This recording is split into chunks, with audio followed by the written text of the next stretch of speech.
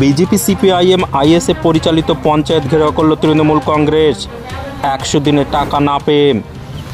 উত্তর 24 পরগনা জেলার বসিরহাট মহকুমার স্বরূপনগরের বাঁকড়া গোকুলপুর গ্রাম পঞ্চায়েতের 100 দিনের কাজের টাকার দাবিতে পঞ্চায়েত অফিস ঘেরাও করল তৃণমূল কংগ্রেস এবং সাধারণ মানুষ। অভিযোগ, সিপিআইএম আইএসএ বিজেপি পরিচালিত পঞ্চায়েতের বিরুদ্ধে অভিযোগ, দীর্ঘদিন ধরে সাধারণ মানুষ কোনো পরিষেবা পাচ্ছে না। পঞ্চায়েতের ট্যাক্স বাবদ সাধারণ মানুষের কাছ থেকে বেশি করে টাকা নেওয়া হচ্ছে।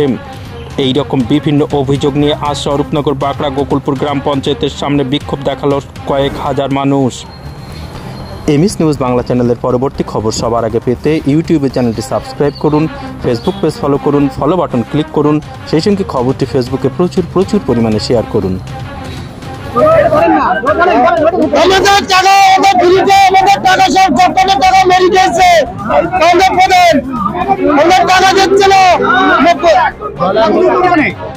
আমরা এই বৃদ্ধ ভাতার জন্য আমরা ভাতার টাকা আজ 1.5 বছর আমি পাই না।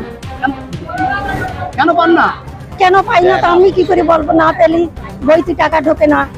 এবার কাগজপত্র জমা দাও, কাগজপত্র জমাই দিয়ে যাচ্ছি কিন্তু কিছুই না। 100 দিনে কাগজ টাকা দেবে কতদিন ধরে পান না?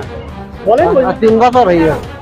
3 বছর কাজ করা হয়ে গেল, টাকা পান না। না, প্রধানকে জানিয়েছিলেন? হ্যাঁ, প্রধানকে জানাতে ভিডিও হয়ে গেছে।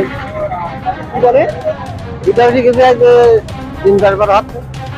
এখানে কি কি বলে প্রধান? কি বলে প্রধান? বলে তো টাকা হয় এখনো দেয়নি, পরে হবে এইসব বলতে চাচ্ছি। কি না যাদের ডকুমেন্টস ঠিক আছে আমরা দিয়ে দিয়েছি, কিছু অ্যাকাউন্টের সমস্যা আছে, সেইগুলো আমরা মানে কি বলে খোঁজ খবর নিয়ে আমরা আবার থাকছি। বিজেপি, সিপিএম, আইএসএফ, কংগ্রেস পরিচালিত পঞ্চায়েতে এই 1 বছর এখনো অতিবাহিত হয়নি, তার আগে সীমাহীন দুর্নীতি এবং তাদের কাজের যে ত্রুটি সেইটা নিয়ে আজ আমরা ডেপুটেশন দিলাম। বিশেষ করে রাজ্য সরকার প্রদত্ত 100 দিনের কাজের টাকা যেভাবে নয়সয় হয়েছে এই পঞ্চায়েতে, তার বিরুদ্ধে আজকের আমাদের এই ডেপুটেশন সহ মোট 8 দফা দাবিতে আমাদের এই ডেপুটেশন। এটা সব থেকে